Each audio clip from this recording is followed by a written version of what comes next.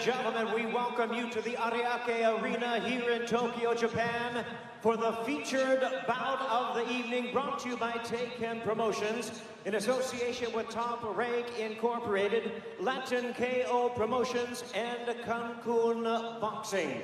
This bout is sanctioned by the WBC. The president is Mauricio Suleiman, and the supervisor in attendance from the United States is Dwayne Ford. Introducing to you our three judges scoring this bout from ringside. From England, we have Lee Every. From the United States, Steve Morrow. And also from the United States, David Sutherland. Introducing our third man in the ring, the referee in charge of this bout. From Canada, Michael Griffin. All right, fans, here we go with the main event of the evening. 12 rounds of boxing and a battle of undefeated bantamweights for the WBC Bantamweight Championship of the World. And now, ladies and gentlemen in attendance and boxing fans joining us around the world, live from Tokyo, Japan, it's prime time!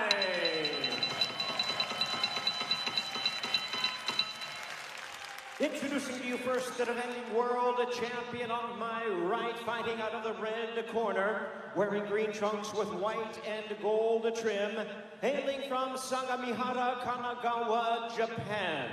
He weighed in at 53.3 kilos, or 117 1/2 pounds. He is undefeated in his sensational career with a record of 29 wins, no losses, 22 wins coming by way of knockout. And tonight, he is making the third defense of his current world title. Ladies and gentlemen, please welcome the acclaimed three-division world champion, the current undefeated, reigning and defending WBC Bantamweight Champion of the World, introducing JUNTO Big Bang Nakatani.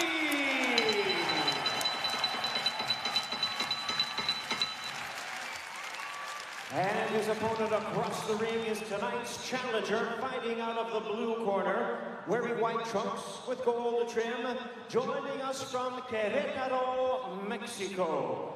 He weighed in the same as his opponent, 53.3 kilos, or 117 1/2 pounds. He is undefeated in his campaign in the ring, with a fine record of 28 wins, no losses, 18 of his wins coming by way of knockout. Tonight he is making his Japanese debut and his first attempt at a world title. Ladies and gentlemen, please welcome tonight's challenger, the WBC #6 world-ranked bantamweight contender, introducing the undefeated David El General Cuellar.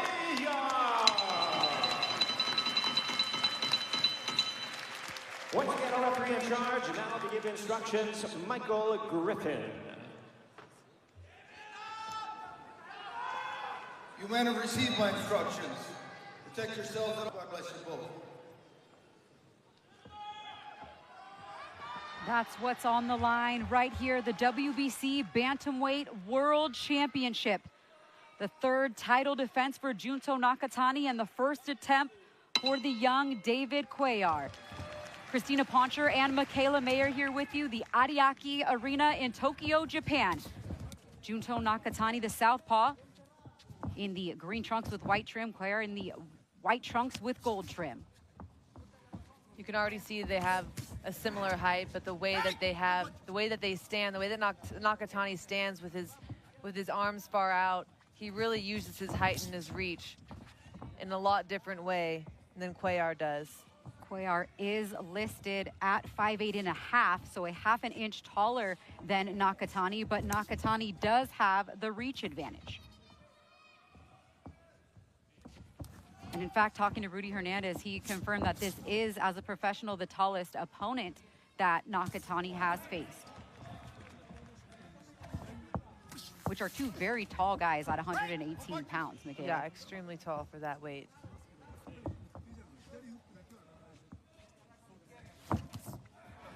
But the way Cuellar's hands are close to his face, it's going to make it even more difficult to close that space on Nakatani. A nice left hand shot straight from from Nakatani. Both fighters just pawing with their lead jabs. Cuellar's first fight outside of Mexico, first scheduled 12-rounder, and a tall task for the 23-year-old who turned pro at 15. You can see Cuellar looking to shift to the left of Nakatani, outside of Nakatani's jab hand. He's looking for the left hook to the body and the left hook to the head. Good little switch up there with the straight right hand. Finished with the left uppercut. A minute left to go here in round one.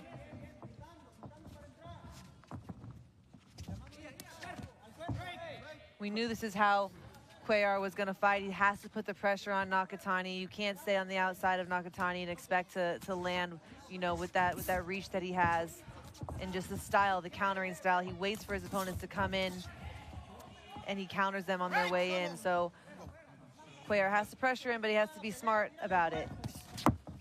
And so far, so good with that shift to the left, that rollout.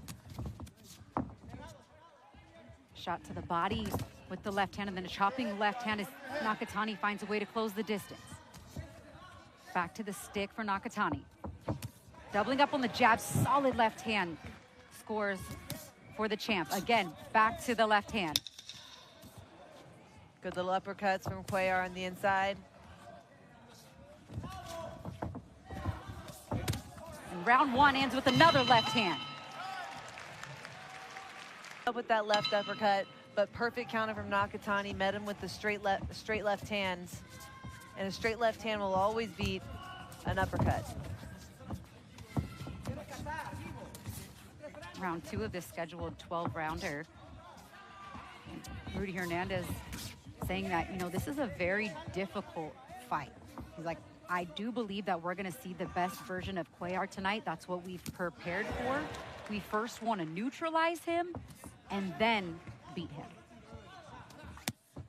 How do you think he best neutralizes Cuellar? Michaela. Oh, so to neutralize Cuellar, I think by keeping that perfect space, you know, they have, being a male fighter, you have a little bit more time to sort of feel out your opponent. They don't have to rush into anything. He's keeping that perfect space, kind of seeing what Cuellar is doing, maybe getting the feel for it. You know, he's seeing how he's shifting to the left, trying to drop those uppercuts. He's seeing how to line up those shots, that straight left hand down the middle that's landing so perfectly, and then just slowly pick it up as these shots start to land and as he starts to get Cuellar's rhythm.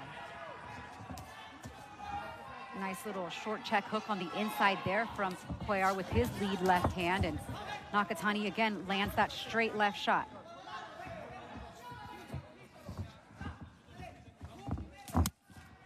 Beautiful jab there for Nakatani as Cuellar looks to try to close the distance and land a shot downstairs to the body with the right hand. Good hook uppercut from Cuellar.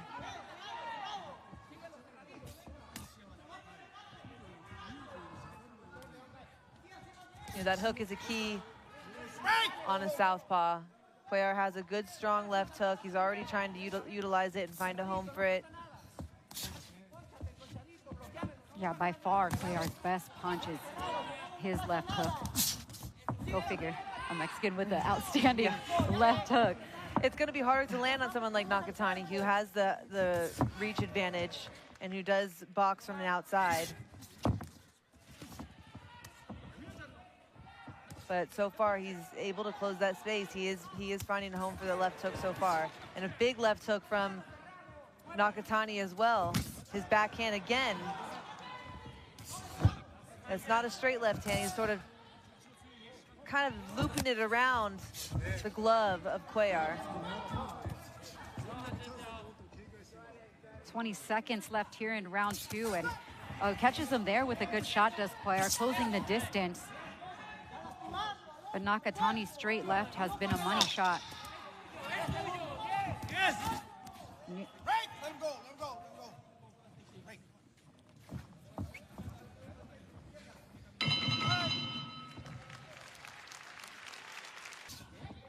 As we get into round three, Christina Poncher and Michaela Mayer here with you. The WBC Bantamweight World title on the line. What adjustments need to be made, Michaela, from the Cuellar side? You see Cuellar trying to mix up the hooks and the uppercuts, which I think is a good strategy. But Nakatani is just so good at keeping that space, and he's so long and tall. You're a tall fighter for your weight class as you moved up. Did you like fighting opponents that were taller than you? Or did you prefer the shorter fighter? What was...